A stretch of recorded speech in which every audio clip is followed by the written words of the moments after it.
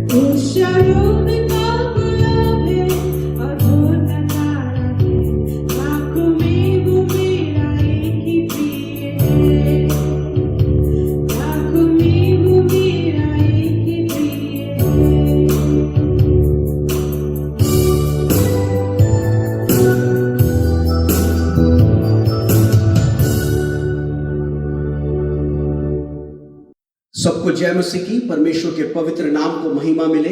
मैं विश्वास करता हूं कि आप लोग सब स्वस्थ हैं और सुरक्षित हैं। हम सब एक कठिन समय से गुजर रहे हैं। हर दिन हमारी चुनौतियां बढ़ती जा रही है। परमेश्वर के लोग जब कभी भी कठिन समय से गुजरे, हमेशा परमेश्वर ने उनके मनोबल को बढ़ाया। परमेश्वर ने उन्हें प्रोत्साहित किया और यह कहकर प्रोत्साहित किया, ढाढ़स बांधो, हिम्मत रखो, हियाव मत छोड़ो, be strong, be courageous, do not fear. क्योंकि परमेश्वर ने हमेशा चाहा कि परमेश्वर के लोग एक मजबूत जीवन को जिए, हर एक चुनौतियों का सामना करें, उसके ऊपर विजय हो और परमेश्वर की महिमा को प्रकट करें। हम सबको मालूम है किस प्रकार से हम अपने शरीरों को मजबूत कर सकते हैं या अपने शरीरों को ताकतवर बना सकते हैं। हम उसके अनुसार भोजन करते हैं, एक्सरसाइजेस को करते हैं और इन दिनों में अपनी इम्यूनिटीज को भी हम बढ़ा रहे हैं। पर बहुत से लोग ये बात नहीं जानते कि हम किस प्रकार से अपने जीवनों को मजबूत कर सकते हैं। मैंने अनेकों बार देखा बहुत से ताकतवर लोग जो बहुत बलवान थे, पर उनका जीवन मजबूत ना होने के कारण वो जीवन के परीक्षाओं के सामने, चुनौतियों के सामने, प्रलोभनों के सामने, आकर्षणों के सामने खड़े नहीं रह पाए, पराजय हो गए और नष्ट हो गए। पर मैंने ऐसे लोगों से भी मेरी मुलाकात हुई है जो बहुत ही कमजोर थे, बलहीन थे, पर उनका जीवन बड़ा मजबूत था और इसलिए जीवन के हर एक चुनौतियों का वो सामना कर पाए। हर एक पाप के ऊपर, परीक्षा के ऊपर, प्रलोभनों के ऊपर वो जयवंत हुए और आज भी वो एक जयवंत जीवन को जी रहे हैं। हमको दोनों चाहिए। हमारे शरीर भी मजबूत होना चाहिए, एक ताकतवर शरीर हमारे पास होना चाहिए और साथ ही साथ एक मजबूत जीवन भी हम परमेश्वर से प्राप्त करें। किस प्रकार से हम अपने जीवन को मजबूत बना सकते हैं? How we can have a strong life. अब प्रभु यीशु मसीह इस बात को सिखाते हैं मत्ती रचित सुसमाचार उसके 7वें अध्याय 24 पद से लेके 27वें पद तक हम लोग पढ़ेंगे। इसलिए जो कोई मेरी ये बातें सुनकर उन्हें मानता है, वह उस बुद्धिमान मनुष्य के समान ठहरेगा जिसने अपना घर चट्टान पर बनाया, और मेघ बरसा और बाढ़ें आई और आंधियां चली और उस घर से टकराई, फिर भी वह नहीं गिरा, क्योंकि उसकी नींव चट्टान पर डाली गई थी। परंतु जो कोई मेरी ये बातें सुनता है और उन पर नहीं चलता, वह उस निर्बुद्धि मनुष्य के समान ठहरेगा जिसने अपना घर बालू पर बनाया, और मेघ बरसा और बाढ़ें आई और आंधियां चली और उस घर से टकराई और वह गिरकर सत्यानाश हो गया। दो प्रकार के लोगों के बारे में यहां पर वर्णन किया गया है, एक जो बुद्धिमान है और दूसरा मूर्ख। बुद्धिमान व्यक्ति वो जो प्रभु की बातों को सुनता है, मानता है, अर्थात उसके अनुसार चलता है, जिसने अपना मकान चट्टान पर बनाया। दूसरा मूर्ख जो परमेश्वर की बातों को सुनता तो है पर उसको मानता नहीं है, अर्थात उसके अनुसार चलता नहीं है, उसने अपना मकान बालू पर बनाया। एक मजबूत जीवन के लिए परमेश्वर का वचन सुनना बहुत जरूरी है। परमेश्वर का वचन पढ़ना बहुत जरूरी है। बिना इसके आप एक मजबूत जीवन को निर्माण नहीं कर सकते, क्योंकि परमेश्वर का वचन कहता है विश्वास सुनने से आता है और सुनना परमेश्वर के ओर से होता है। परंतु एक मजबूत जीवन प्राप्त करने के लिए केवल सुनना पर्याप्त नहीं है, उससे एक कदम आगे बढ़ना भी हमारे लिए जरूरी है कि जहां पर आप परमेश्वर के वचन पर विश्वास कर रहे हैं और उन वचनों के अनुसार अपने जीवन को चला रहे हैं, अर्थात उन वचनों को अपने जीवन में लागू कर रहे हैं। अगर आप सुनते हैं कि हमारा परमेश्वर चंगा करने वाला परमेश्वर है, तो आप जाकर बीमारों के लिए प्रार्थना कर रहे हैं।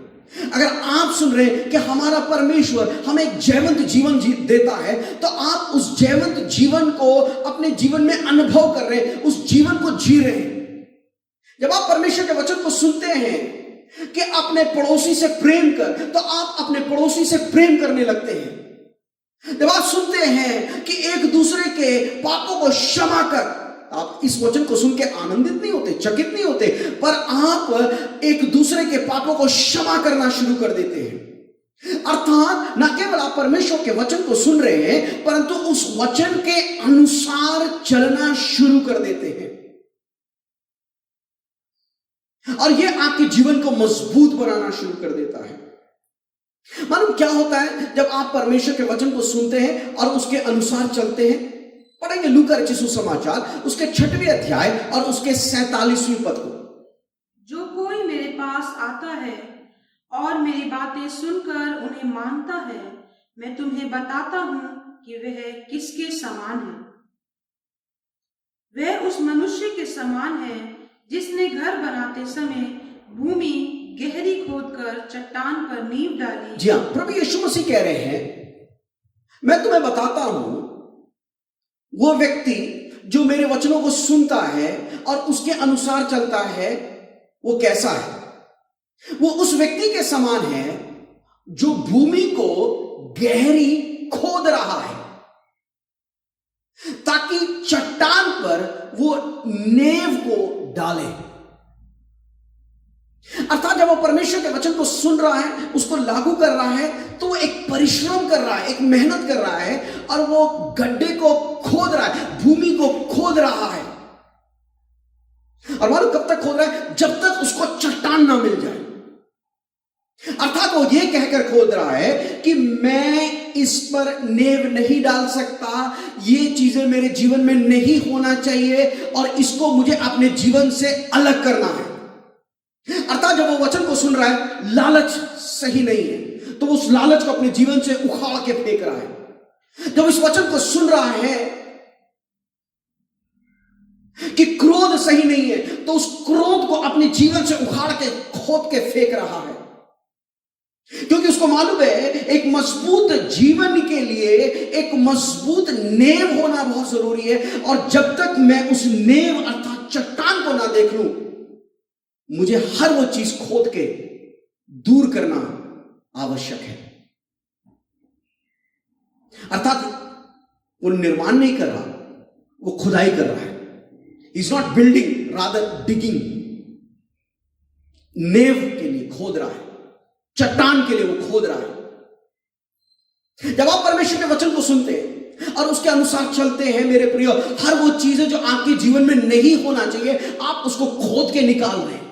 हर वो स्वभाव जो आपके जीवन में नहीं होना चाहिए, आप उसको अपने जीवन से निकाल रहे हैं। हर वो व्यक्ति जो आपके जीवन में नहीं होना चाहिए, आप उन व्यक्तियों को अपने जीवन से निकाल रहे हैं। हर वो सोच जो आपके दिमाग में नहीं होना चाहिए, उन सोचों को अपने दिमाग से निकाल रहे हैं। पर देखिए मूर्ख, उसके आगे के 39वें पद को पढ़ दीजिए। मूर्ख के बारे में क्या लिखा है? परंतु जो सुनकर नहीं मानता, वह उस मनुष्य के समान है जिसने मिट्टी पर बिना नींव के घर बनाया। इससे बड़ी मूर्खता इस संसार में क्या हो सकता है? एक व्यक्ति मकान बना रहा है बिना नींव के, और प्रभु उसकी तुलना उस व्यक्ति से करता है जो परमेश्वर के वचन को सुन तो रहा है, परंतु उसके अनुसार चल नहीं रहा है, उसको मान नहीं रहा है, उसको अपने जीवन में लागू नहीं कर रहा है। वचन सुन रहा है, आनंदित हो रहा है, चकित हो रहा है, शायद दूसरों को वचन सुना भी रहा है, पर उसके अनुसार नहीं चल रहा है। मैं जानता हूं जितने मेरे सुनने वाले हैं सब लोग मकान में ही रहते हैं। ऐसा कोई नहीं होगा जो पेड़ पे रहता हो या आकाश में रहता हो। और आप जानते हैं आपके मकान के पास एक नींव है। अगर आपके मकान में नींव नहीं है तो आप उस घर में रहेंगे नहीं, क्योंकि उस घर का कोई भरोसा नहीं है, कब वो गिर जाए, कब वो ढह जाए। ऐसे मूर्खता हम अपने मकानों के साथ नहीं करते, पर हम अपने जीवन के साथ करते हैं, जहां हम बिना नींव के घर बनाना शुरू कर देते हैं, जो एक मजबूत जीवन की पहचान नहीं है। यदि आप एक मजबूत जीवन को चाहते हैं तो आप प्रभु यीशु मसीह के वचनों को सुने और उसके अनुसार चले। यह आपको एक मजबूत नींव देगा। पहला कुरिन्थियों उसके 3 अध्याय उसके 11वें पद के अनुसार यह नींव और कोई नहीं प्रभु यीशु मसीह है, अर्थात प्रभु यीशु मसीह की शिक्षाएं, जिसपे हम अपने जीवन का निर्माण करते हैं। ऐसा नहीं कि एक को चट्टान मिला और दूसरे को मिट्टी मिला, दोनों को मिट्टी मिला, पर एक खोदने की इच्छा रखता है, दूसरा खोदने की इच्छा नहीं रखता है। एक के पास धीरज है, दूसरे के पास धीरज नहीं है। एक नेव के महत्वता को समझता है, दूसरा नेव के महत्वता को नहीं समझता है। एक परिश्रम कर रहा है और दूसरा परिश्रम करना नहीं चाहता है। कोई नेव की तारीफ नहीं करता क्योंकि नेव दिखाई नहीं देता है। अगर आपने ताजमहल देखा होगा, आपने ताजमहल की बड़ी प्रशंसा करी होगी, पर जितना बुद्धिमानी से, जितनी लागत से, जितना परिश्रम से ताजमहल बनाया गया, लगभग उतना ही या फिर उससे कहीं अधिक लागत, परिश्रम और बुद्धिमानी से उसका नेव का भी निर्माण किया गया है, जो दिखाई नहीं देता, पर वो कारण है जिसकी वजह से आज भी ताजमहल टिका हुआ है। मेरे प्रिय, आपको उन क्षेत्रों में काम करने की आवश्यकता है जो क्षेत्र कोई देख नहीं सकता, जो लोगों से छुपा हुआ है। इसलिए परमेश्वर का वचन कहता है, नीति वचन उसके 4 अध्याय और उसके 23वें पद में, सबसे अधिक अपनी मन की रक्षा कर, क्योंकि जीवन का मूल स्रोत वहां से निकलता है। उन क्षेत्रों में आप परिश्रम करें, क्योंकि जो व्यक्ति परमेश्वर की इच्छा के अनुसार चलता है, वो अपने जीवन को परमेश्वर के प्रतिज्ञाओं के लिए और परमेश्वर की आशीषों के लिए अपने आप को तैयार करता है। क्योंकि जब परमेश्वर की प्रतिज्ञाएं पूरी होंगी, तो हम उस आशीष को अपने जीवन में अनुभव कर पाएंगे। इसलिए लिखा है, मेघ बरसा, आंधी आई, तूफान आया। जब तक आप इस संसार में रहते, जब तक आप इस जीवन में रहते, मेरे प्रियो, इस संसार की चुनौतियां, बीमारियां, परेशानियां, इन्फेक्शन, वायरसेस से आप बच नहीं सकते। ये तमाम हमारे जीवनों में आएंगे, ये तमाम चुनौतियां, परेशानियां हमारे जीवन में आएंगे। पर तो लिखा है, जो व्यक्ति जिसने अपना मकान चट्टान पर बनाया, यीशु मसीह की शिक्षाओं पर बनाया, वो मकान खड़ा रहा। पर जिस व्यक्ति ने अपना मकान बालू पर बनाया, यीशु मसीह के अलावा अन्य चीजों पर उसने अपने जीवन का निर्माण किया, वो नष्ट हो गए, वो बर्बाद हो गए। अगर एक मजबूत जीवन को चाहते हैं, मैं आपको प्रोत्साहित करना चाहूंगा, न केवल प्रभु यीशु के वचनों को सुने, पर तो प्रभु यीशु मसीह के वचन के अनुसार चलना शुरू करें। मुझे यहोशू की बात बहुत अच्छी लगती है। जब मूसा मर जाता है और परमेश्वर यहोशू को खड़ा करता है, और जब परमेश्वर यहोशू को खड़ा करता है, तो परमेश्वर यहोशू को प्रोत्साहित करता है, और यह कह के प्रोत्साहित करता है कि जीवन भर तेरे सामने कोई ठहर नहीं पाएगा। यहोशू की पुस्तक उसका 1 अध्याय और उसका 5वां पद, जैसे मैं मूसा के संग रहा, वैसे ही मैं तेरे संग रहूंगा। मैं तुझे धोखा नहीं दूंगा और तुझे नहीं छोड़ूंगा। यहोशू, तुझे डरने की जरूरत नहीं, तू अकेला नहीं है, मैं तेरे साथ हूं और मैं तुझे कभी नहीं धोखा दूंगा, कभी नहीं त्यागूंगा, कभी नहीं छोड़ूंगा। इस संसार के हर एक चुनौतियों में मैं तेरे साथ खड़ा रहूंगा। और उसके बाद परमेश्वर यहोशू को एक निर्देश देता है, उसके 1 अध्याय और उसके 8वें पद में, कि व्यवस्था की ये पुस्तक तेरे चित्त से कभी ना उतरने पाए। इसी में रात और दिन ध्यान दिया करना, इसी के अनुसार चलने की चौकसी करना, क्योंकि ऐसा ही करने से तेरे सब काम सफल होंगे और तू अधिक प्रभावशाली बनेगा। इनमें लिखी हुई बातों को तो ध्यान देना और इसके अनुसार चलने की तू चौकसी करना, ये तुझे एक मजबूत व्यक्ति बनाएगा यहोशू। और तू परमेश्वर की प्रतिज्ञाओं को अपने जीवन में पूरा होता देखेगा। जब आंधी और तूफान और मेघ और परेशानियां तेरे विरोध में खड़ी होंगी, तेरे दीवारों से टकराएंगी, तेरे जीवन को नाश करने का प्रयास करेगा, तेरे जीवन को विरोध में ललकारेंगी, सब नष्ट हो जाएंगे, पर तू खड़ा रहेगा, क्योंकि तूने परमेश्वर के वचन के अनुसार चलने की चौकसी करी। और यहोशू की पुस्तक को आप पढ़िएगा, यहोशू के जीवन में कई प्रकार की चुनौतियां आई, कई प्रकार की परेशानियां आई, परीक्षाएं आई, और एक ऐसा व्यक्ति जो परमेश्वर के वचन में बना रहा, परमेश्वर के वचन के अनुसार चलने की चौकसी करी, जिसने परमेश्वर की प्रतिज्ञाओं को अपने जीवन में पूरा होते हुए देखा। और जब अपना अंतिम संदेश वो इजरायलियों को देता है, यहोशू उसके 23वें अध्याय में और उसके 14वें पद में वो कहता है, जितनी भलाई की बातें हमारे परमेश्वर यहोवा ने हमारे विषय में कही, उनमें से एक भी बिना पूरी हुई नहीं हुई। वह सब के सब तुम पर घट गई है, उनमें से एक भी बिना पूरी हुए नहीं रही। हर एक वायदे जो परमेश्वर ने हमारे जीवन में किया, वो परमेश्वर ने पूरा किया।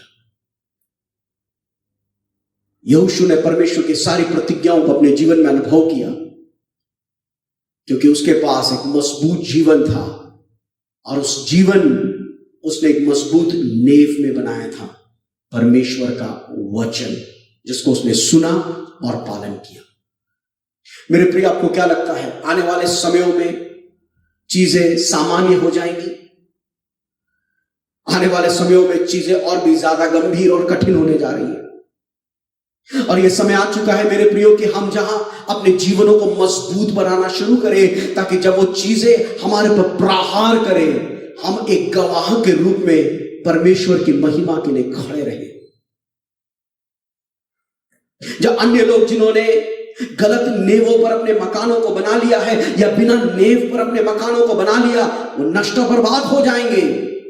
और जिन्होंने परमेश्वर के वचन पर अपने जीवन का निर्माण किया है, वो सदा के लिए बने रहेंगे।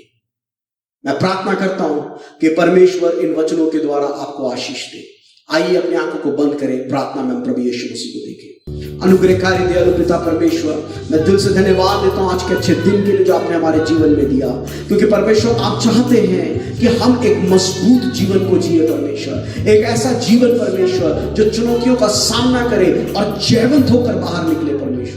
होने दे परमेश्वर ये वचन परमेश्वर कईयों के जीवन को परमेश्वर एक सही दिशा निर्देश दे परमेश्वर, और पवित्र आत्मा के अनुग्रह के द्वारा परमेश्वर वो परमेश्वर तेरे वचन को सुने और उसका पालन करे परमेश्वर। मैं तेरा धन्यवाद देता हूं परमेश्वर, और इससे मैं प्रार्थना करता हूं तमाम लोगों परमेश्वर इस वचन को सुन रहे परमेश्वर, हर एक पे आपका सुरक्षा बना रहे परमेश्वर, और उनके जीवन के द्वारा तेरे नाम को महिमा मिलती रहे। सारा आदर मान सम्मान आप ही को मिले। इस प्रार्थना को आपके पुत्र प्रभु यीशु मसीह के सामर्थी और शक्तिशाली नाम से मांगते हैं, आमीन। प्रभु आप सबको आशीष दे।